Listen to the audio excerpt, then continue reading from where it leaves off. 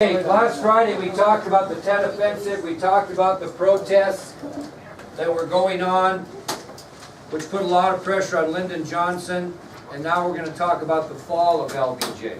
Okay, the fall of Lbjvw. It was like I mentioned after the Tet Offensive that his presidency started really struggling. Okay, people were just tired of the Vietnam War, they had forgotten all the great things he had done about civil rights. And everybody was concentrating on the war in Southeast Asia. Now, what's upcoming is the presidential election of 1968.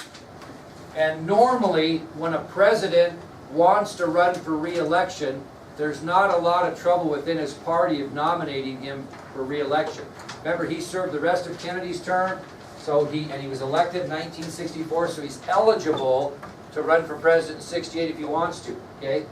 He is going to be limited by the two-term constitutional amendment, but he can run because he's only been elected to his own. And everybody expected him to. The problem was he was starting to get some competition within his own party. And the first competition was in the form of Senator Eugene McCarthy, this fellow right here, Eugene McCarthy of Minnesota, who decided he would challenge President Johnson for the Democratic Party nomination in 68, and that was very unprecedented. Normally people do not challenge a sitting president. But Senator Eugene McCarthy of Minnesota decides it's time for change, and he decides and announces that he will challenge President Johnson for the Democratic Party nomination for the upcoming election of 1968. And it was pretty easy for him to do that because he simply opposed all policies President Johnson had concerning what?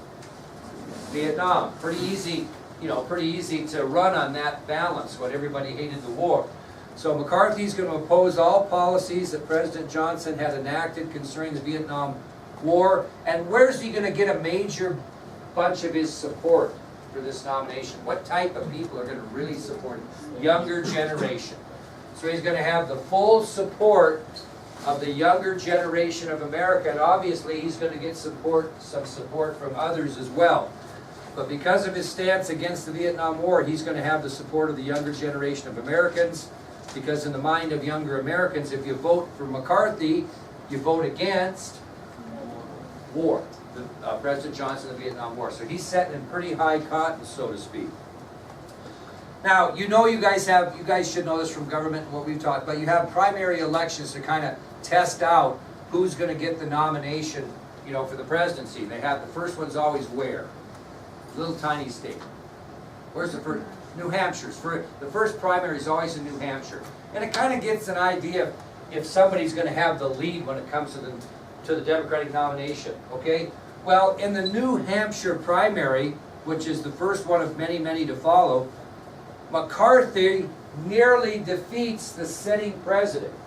And this is early, so it tells you that Johnson's going to have some trouble gaining this nomination because McCarthy almost defeats him in that New Hampshire primary. Who's in the wings watching the success of Eugene McCarthy? Who's sitting there studying that up pretty good? What?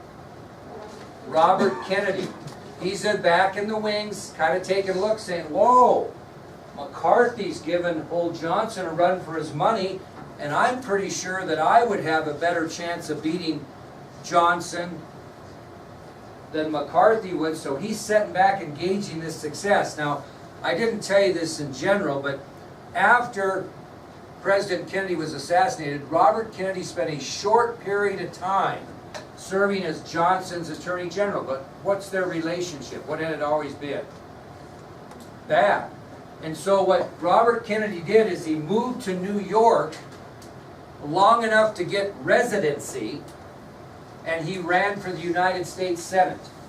And it was a little bit controversial because what people say, you're not from here, man, you're from Massachusetts. What's the deal here? You're trying to steal a Senate seat by moving to New York just long enough to get residency so you can run for the Senate. So New York was not Robert Kennedy's home state, Massachusetts was.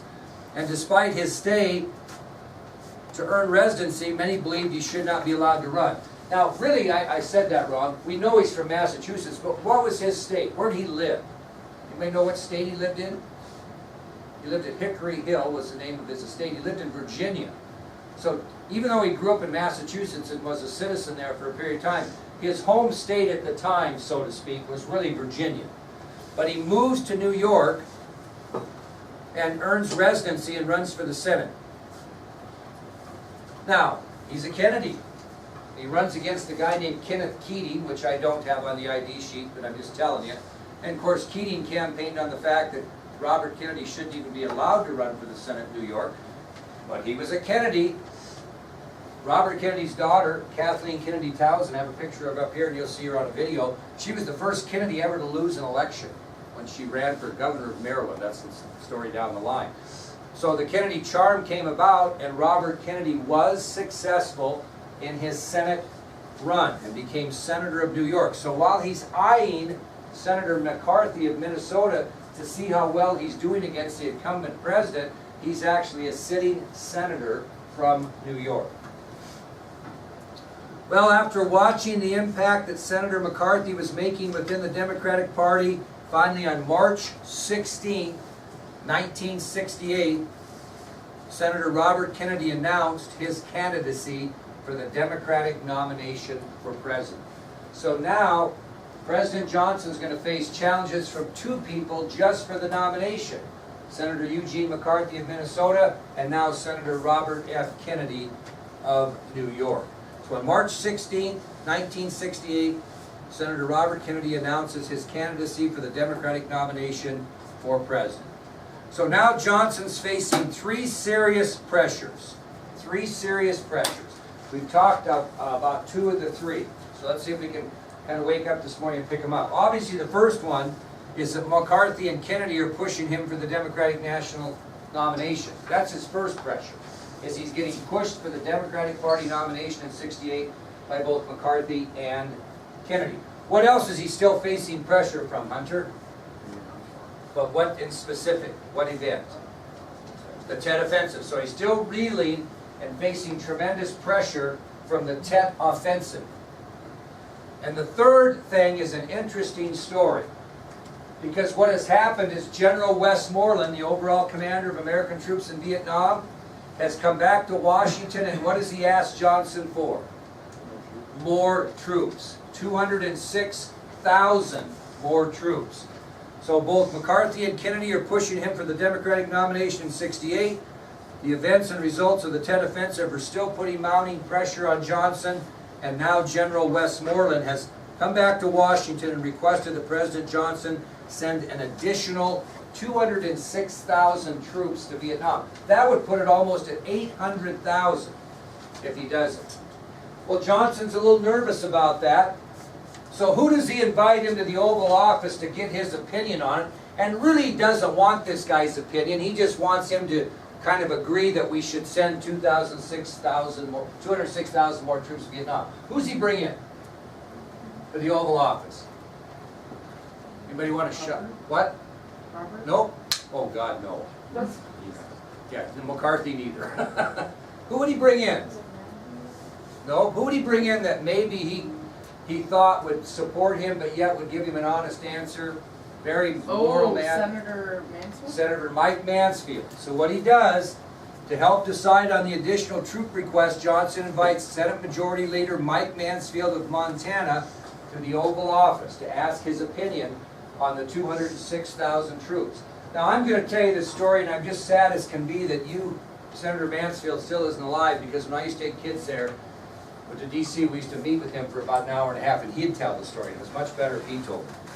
But anyway, again, the president called Senator Mansfield in and wanted his advice on sending more troops to Vietnam, and he was hoping for his blessing. Well, Mansfield had earlier taken a trip to Vietnam.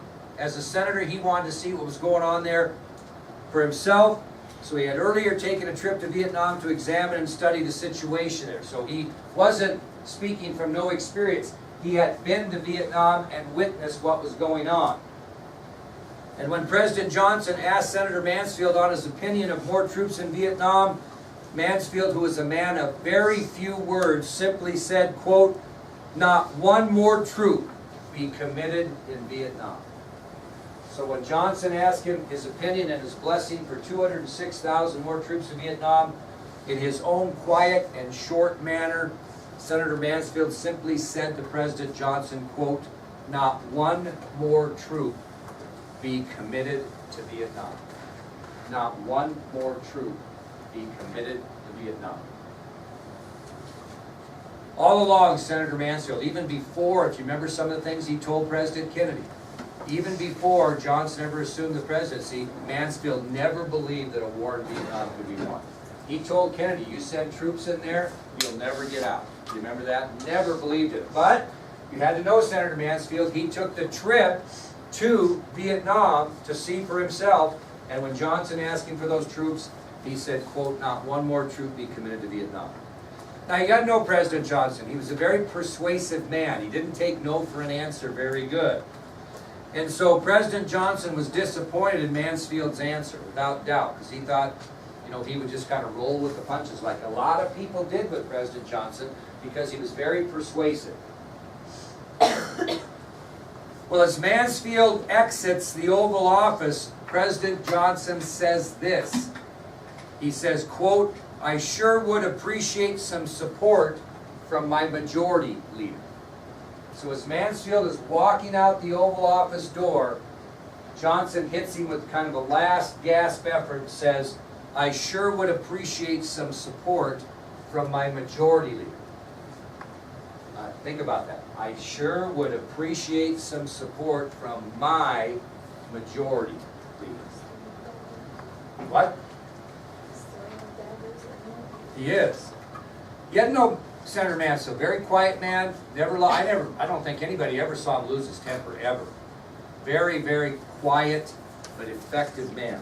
When Johnson said to him as he left the Oval Office, quote, I sure would appreciate some support from my majority leader, Senator Mansfield turned to President Johnson and said, quote, Mr. President, I am not your majority leader. I am the Senate's majority leader. Whoa. Nobody talked to President Johnson quite like that. And Senator Mansfield, who was, 5'8" and 120 pounds at his heaviest, turned to the much larger President Johnson and said, Mr. President, I am not your majority leader. I am the Senate's majority leader. Well, Johnson decides at this point, before he makes a decision on the troops, to address the country on national television. So after having his meeting with Mansfield and seeing that he certainly isn't going to get any support from him, which means he probably isn't going to get any support from what? The Senate. He decides to go on national television and talk to the people about the situation in Vietnam, because it's getting out of control. So at 9 o'clock in the evening, on March 31st, 1968, President Johnson went on national television to address the nation.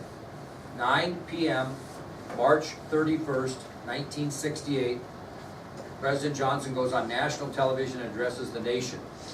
And he basically states the following to the American people. This is what he tells the American people in his presidential address on national television on March 31st, 1968. First thing he tells the people is the United States will cut back their bombing of North Vietnam. He tells the United States, the people of the United States that they will cut back the bombing of North Vietnam. The second thing he tells the American people is he's going to call for peace negotiations to begin between North Vietnam and South Vietnam. He tells the American people that he will call for peace negotiations to begin between North Vietnam and South Vietnam. And this is the third thing he tells them. Do not write it down, just listen carefully. If you want to get it, you can get it off the video. This is how he concludes his speech. He says, with America's sons in the fields far away, with America's future under challenge right here at home, with our hopes and the world's hopes for peace in the balance every day, I do not believe that I should devote an hour or a day of my time to any personal partisan causes or to any duties other than the awesome duties of this office, the presidency of your country. Accordingly, I shall not seek and will not accept the nomination of my party for another term as your president. He shocks the nation. Nobody could believe it. He continues by saying, but let men everywhere know, however, that a strong, a confident, and a vigilant America stands ready tonight to seek an honorable peace and stands ready tonight to defend an honored cause, whatever the price, whatever the burden, whatever the sacrifice that duty may require. Thank you for listening. Good night, and God bless you all. Shocks the country by saying he will not seek another term as president. Nobody could believe it. Honestly, I remember my father still talking about that. I don't remember watching that, but I remember my father watching it and telling me, my God, Johnson is not going to run for re-election. Nobody could believe it. Well, the next day I told you that Secretary of Defense McNamara resigned and Clark Clifford took over for him. The very next day, on April 1st, he announced, that would be Defense Secretary Clark announced, that President Johnson had denied General Westmoreland's request for 206,000 more troops to Vietnam. So he had made up his mind. So the next day, the day after this speech, newly appointed Secretary of Defense Clark Clifford announced publicly that President Johnson had denied the request from General Westmoreland for an additional 206,000 soldiers to be sent to Vietnam. That was April 1st, 1968. Now, we always have presidential approval ratings, right? At the height of his controversy, Bill Clinton had a 73% approval rate. At the height of his controversy. On April 1st, 1968, President Lyndon Johnson's approval rating dropped to an all-time low of 36%. Only 36% of the people in America had confidence in him as president. That's the lowest in American history. So by April 1st, 1968, public opinion polls show that President Johnson's overall approval rating had dropped to an all-time low of 36%. On that same day that his opinion poll was at 36%, 21,119 American soldiers had been killed in Vietnam. So on April 1st of 1968, the same day that he had an all-time low of 36% in the approval rating, 21,119 American soldiers had been killed in the Vietnam conflict. As historians said, and I told you before, the Vietnam War had obsessed, possessed, and ruined the presidency of Lyndon B. Johnson.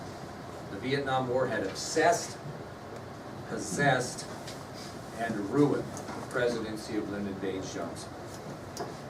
Now, Johnson mentioned, didn't he, in his speech, that he was going to ask for peace talks between North Vietnam and South Vietnam. Those actually began early in May of 1968.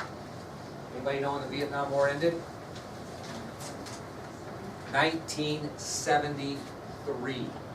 So even though peace negotiations began in May of 1968, the war lasted 5 more years, and we'll talk about that later, ending in 1973. And as I mentioned to you before, of the 58,000 names on the Vietnam Wall, more are on there during the Nixon presidency than the Johnson presidency. So it continued on, did not end. Okay, that'll take us to our next subtopic then, which is the assassination of Robert F. Kennedy. The assassination of Robert F. Kennedy. This was just unbelievable. You had the assassination of an American president in 1963. You had the assassination of the #1 civil rights leader in 1968. Not long after that, you had the assassination of the president's brother and a man that many people think is a shoe-in for the presidency.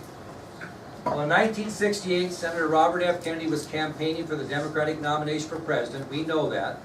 And he really ran on two issues. He ran on two issues. Obviously, ending the war in Vietnam was one. Obviously, ending the war in Vietnam was one. And his other issue is trying to reach out to poor people and members of minority groups. He wanted to reach out to poor people and members of minority groups. I'll tell you a quick story which is off the top, but when he was campaigning, he went to some of these unbelievable slum areas, and he went back to home, his home where he was going to have dinner with his family and many children, and he emphasized to those kids, do you know how lucky you are? You ought to see the things I've been seeing. You kids know how lucky you are to be sitting at that table and having what you have. He was absolutely astonished when he really dug in and took a look at poor people and minorities. He again was an advocate for withdrawing from Vietnam. He saw no sign of military victory in sight. He and Mansfield had very similar philosophies, and I think correspond quite a bit about it. Well, in the early summer of 1968, Kennedy was scheduled to campaign in both South Dakota and California. He was scheduled to campaign in both South Dakota and California. What was going on there? Primary elections. The elections that had started in New Hampshire, which he wasn't even a part of, continue to go throughout the country so they could get a pulse of who the nominee might be, who's doing the best. So he was scheduled to travel and campaign to both South Dakota and California because there were going to be primaries. Well, by June 4th of 1968, Robert Kennedy had won the Democratic presidential primaries in both South Dakota and California. He won them both. And the next stop was Chicago. That's where they were heading next, was to Illinois. And go to Chicago and campaign there. That's where they were going because he felt if he could win the primary in Illinois, he would have a tremendous